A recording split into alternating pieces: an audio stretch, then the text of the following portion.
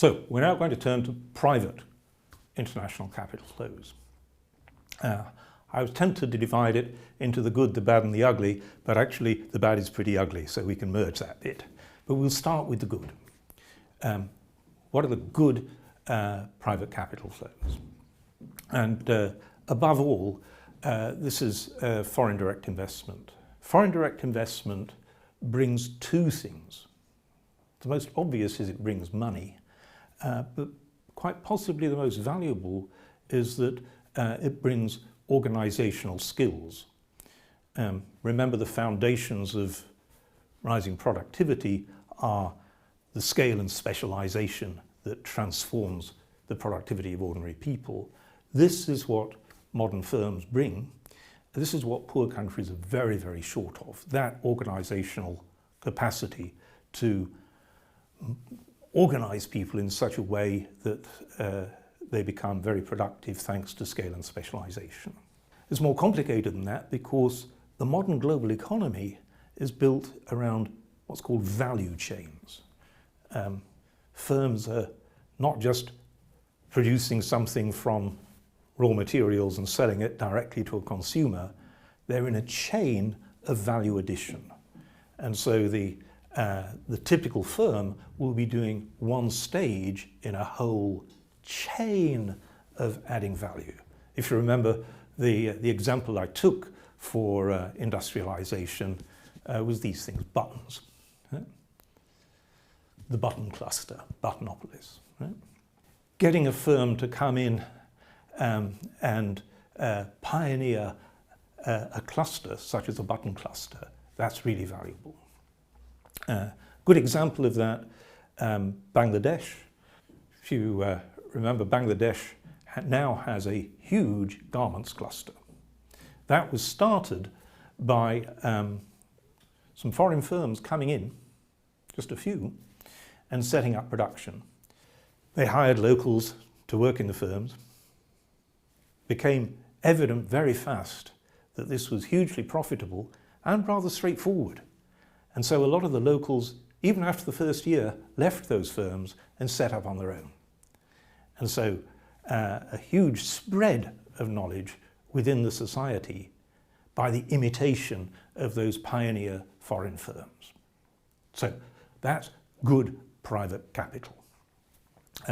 Now let's turn to the bad and the ugly. And there are two forms of bad and ugly, but they're both bad and ugly. And one is the flow of corrupt money out of poor countries.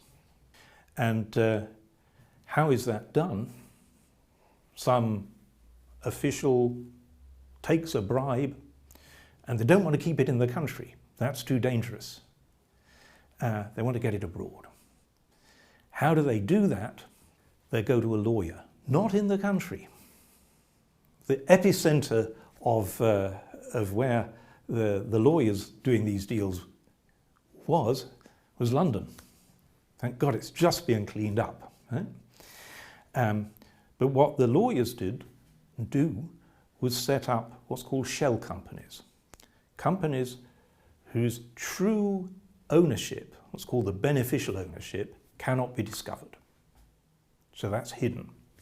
And then the company opens a bank account in a secrecy haven, such as the Cayman Isles, where there's no requirement to report who owns the bank account. And so you've got a double wall of secrecy. How does a government that's discovered some official seems to have stolen money, where's the money? How does it trace where that money went? It can't, because there are these two walls of secrecy. You can't discover the true ownership of a company. You can't discover that the company owns the bank account. And so international rules have just started to try and tighten up on that. I'm very proud to say that Britain is now, having been one of the most egregious offenders, is now in the world lead here. It's got a compulsory public record of the beneficial ownership, the true ownership of all companies registered in Britain. One of the things that the many of you from other countries listening can do is become a critical mass of informed citizens that lobby for that practice to be spread around the world. Because there is huge assets from very poor countries held abroad that poor countries can't recover because they can't get through these walls of secrecy.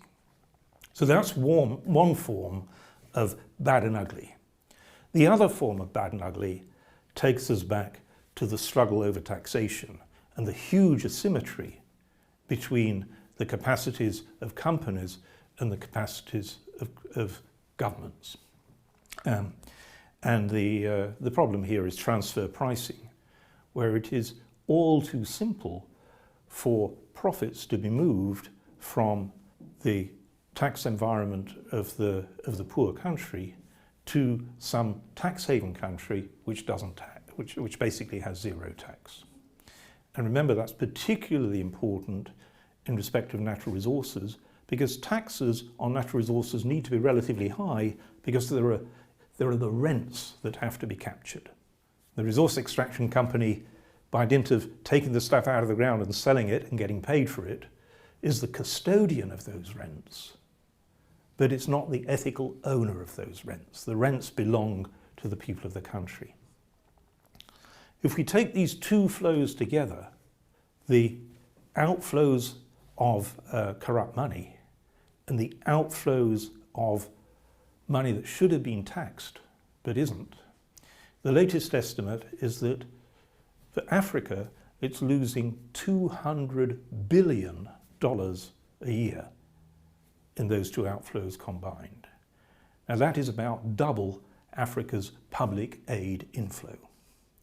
So if we add the two together, the public aid inflow and the private bad and ugly outflow, Africa is a capital exporting region, and that's crazy.